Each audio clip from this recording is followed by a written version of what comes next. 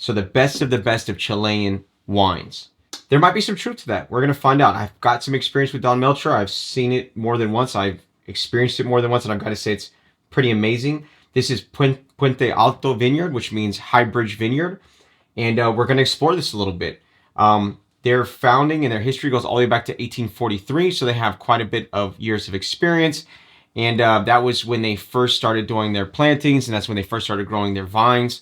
But they really picked up prestige and they really picked up notoriety in the last 30 years. The first time I came into contact with this wine was actually when I was traveling through Bolivia. And I kind of remember seeing an expensive bottle of wine, and most of the wines in Bolivia aren't really that expensive. I mean, they're not cheap all the time, but you barely see bottles that are around $100 or $200. And this was one of the more expensive bottles. And I thought to myself, whoa, this is something I need to put on my radar. This is something I need to try out. And then I was traveling through Chile, and I got to experience this firsthand, and it was, a little less pricey there. And wow, blown away. I couldn't believe what I had. I couldn't believe what was in my hand, and I couldn't believe what I tasted when it came to Cabernet Sauvignon. So I was pleasantly surprised then, and I've enjoyed it ever since. And I can tell you what, that this is one of the best wines that you're going to get from Chile.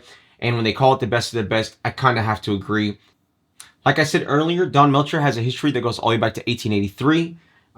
You could really say it goes back as far as 1860 when they first started planting vines, but that's when they started getting a little more active in their vineyard and what they were planting in front of the Andes at the Maipo Valley, which is really cool. If you've ever been to the Andes, if you've ever been to South America, and if you get an opportunity to go, you're going to see how beautiful these mountain ranges. It goes all the way across South America.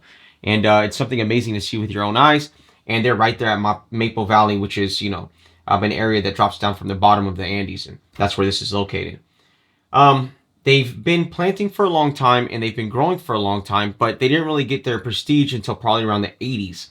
And honestly, their late 80s has one of the highest ranked bottles of wine, or one of the best vintages ever created for a type of Cabernet Sauvignon. And it comes from Chile, which is pretty cool. And that's what put them on the grand stage of the world and what made people fall in love with Don Melchor. So I have to say that they've got their accolades, they've put a lot of work into it, and it's really cool to see them come from Chile. And since I have experience in the Andes, I can tell you what, that using that terrain, using that soil, fighting with the climatic conditions there, it must have been difficult for them, but they persevered, and now they've created some of the best wines in the world. I'm going to go ahead and open the bottle and see what we think. I'm going to bring out my trusty foil cutter. Cut. There you go. Take it off. Cork looks perfect. It's got a 2020 seal on top of it. That's pretty cool. Let's go ahead and open her up. As usual, cork on a 2020 usually shouldn't have any issues, and this one for sure doesn't have any. Yeah, got a little bit of color in there, Just from looking at this and experiencing it already, I could tell you it can get many more years out of this. Minimum 5 more, but maybe even as many as 10 more. Let's get the cork over there. Let's get our glass and let's give it a pour and see what we think of the color.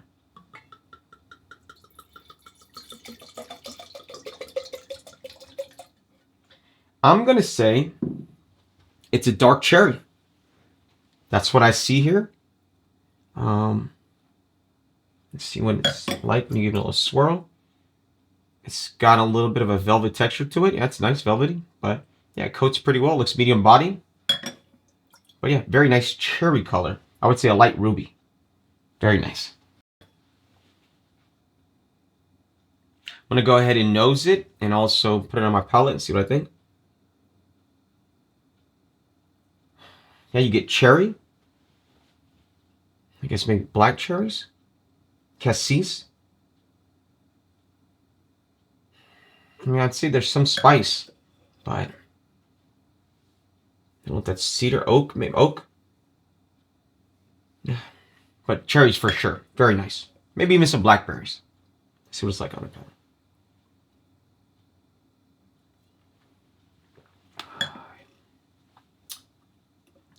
Yeah, I said it's medium body, but it's more like a full body. It's got some tannins. It's got some acidity. but not a lot of acidity. It really mellows out after you've given it a moment to kind of work its way through. You get some black currant. Let me see what else you have.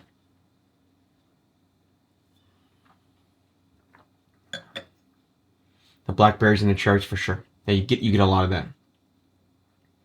A little bit of spice. I wouldn't say black pepper, maybe like a white pepper, but yeah, a little bit of chalkiness. Very nice. Great. Really complex, nice amount of layers, and a little bit of acidity and a little bit of tannin. So I think you have some time to let this age.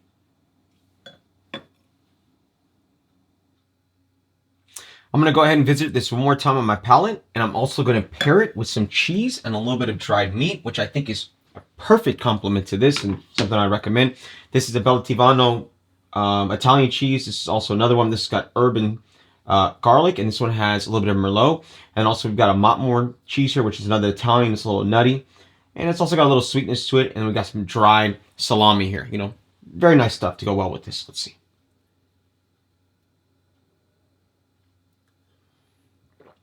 That fruit, the blackberries that come through, they're nice. It's a little metallic, but lovely overall. And I think the metallicness comes maybe from the soil. Wow, beautiful.